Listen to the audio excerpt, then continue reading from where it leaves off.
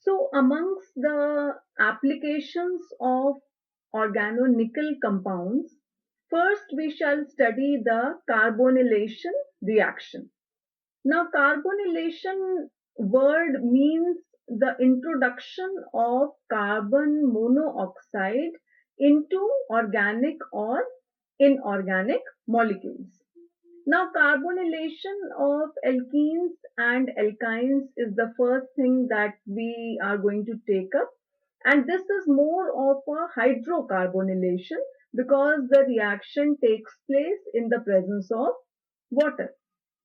Now, this reaction, hydrocarbonylation reaction, is basically used in industry for preparation of propionic acid from ethylene. That is, ethylene undergoes reaction with carbon monoxide and water in the presence of tetracarbonyl nickel, and propionic acid is, that is, CH3, CH2, COOH, propionic acid is obtained. Now, this type of reaction, they are known as taken up under rep chemistry. So, rep chemistry reactions, which are high pressure reactions, which are catalyzed either by heavy metal acetylides, especially copper acetylide, or metal carbonyls, are known as, are called rep chemistry reactions. So, in our case, it is metal carbonyls. Now, in our case reaction, alkenes react with carbon monoxide and water, which is taken up in the form of steam. And in the presence of tetracarbonyl nickel, they give the corresponding carboxylic acid. So let us see how this reaction proceeds mechanistically. Now, in step one, since nickel has four ligands attached to it, so it loses one of its ligands and in the effect of heat, and which can very easily add up under cool conditions back to tetracarbonyl nickel. So, nickel on thermal application gives tricarbonyl nickel along with a molecule of carbon monoxide.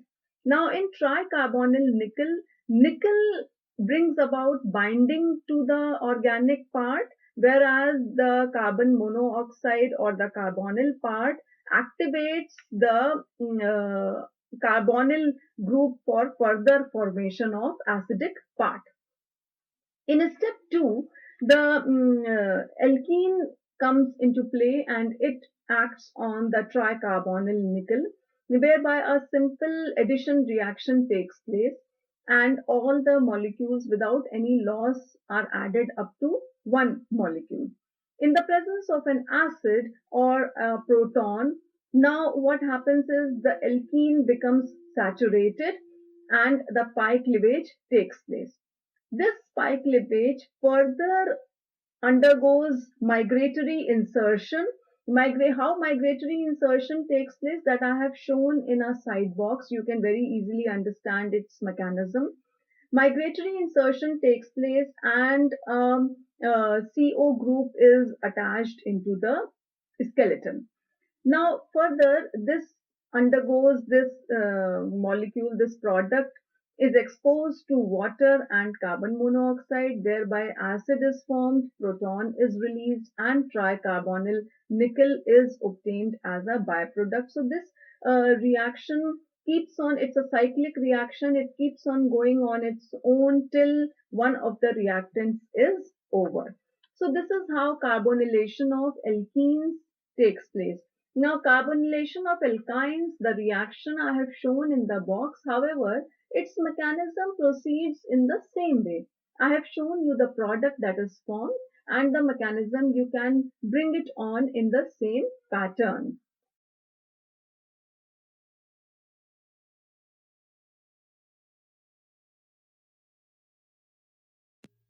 Now, next in the series is carbonylation of alkyl halides.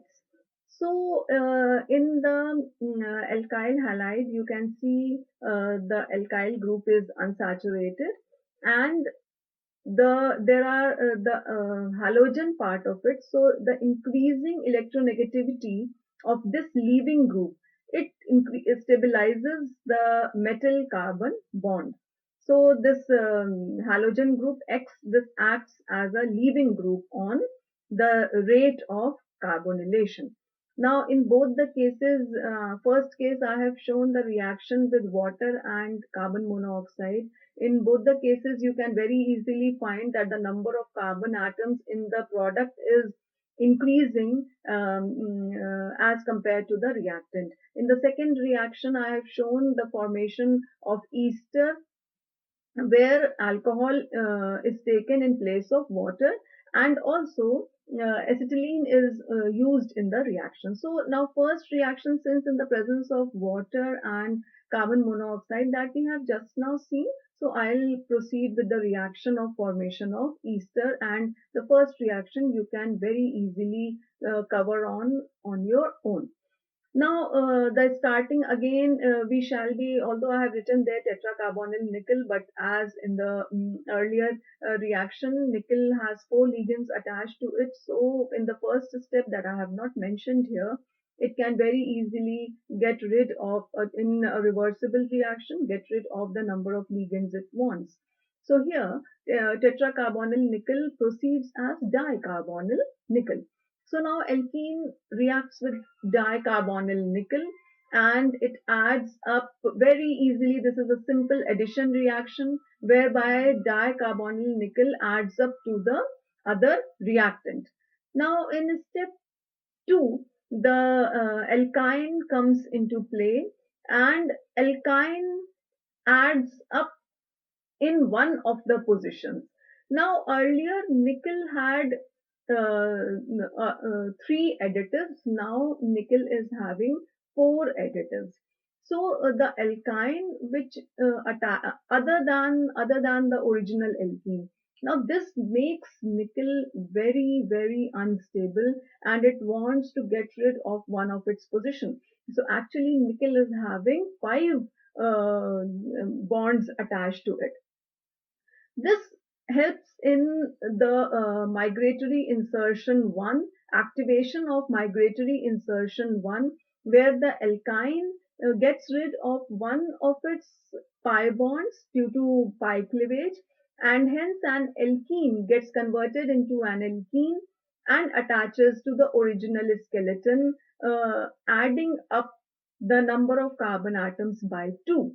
So now nickel becomes slightly more stable, and in the presence of carbon monoxide, since it is a carbonylation reaction, in the presence of carbon monoxide, again migratory insertion 2 takes place, and the carbon monoxide in the reaction mixture attaches to nickel, whereby one carbon monoxide which was actually bonded to nickel inserts itself into the chain.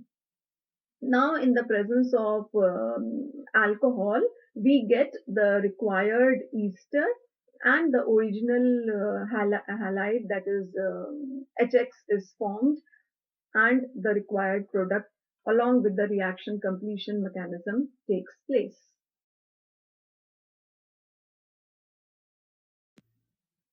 Next up in the series is where a tetracarbonyl nickel takes part in the reaction and acts as a reagent. So, seeing these reactions, the nucleophilic attack occurs at nickel center, resulting in displacement of carbon monoxide ligand that I have shown in the side box. So the mono substitution of nickel tetracarbonyl with other ligands, this is used to determine the Tolman electronic parameter, which is a measure of the electron donating or withdrawing ability of a given ligand. So this is used. This is a very good application of this organometallic compound. Now, reaction with electrophiles and oxidizing agent as compared to tetracarbonyl nickel, they take place with alkyl and aryl halides, the reaction that has been shown in green color.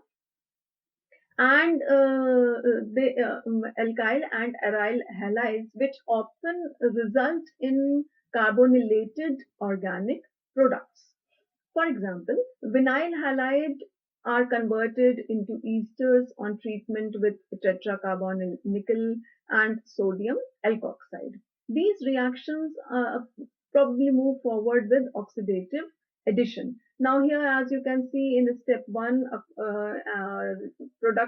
additive product is formed between sodium alkoxide and tetracarbonyl nickel, and when the alkyl halide comes into play, then an intermediate is formed which very soon rearranges itself in the presence of base and carbon monoxide to give the required ester and tetracarbonyl nickel. So this reaction proceeds in a cyclic fashion whereby any of the reaction stops when any of the reactant gets consumed.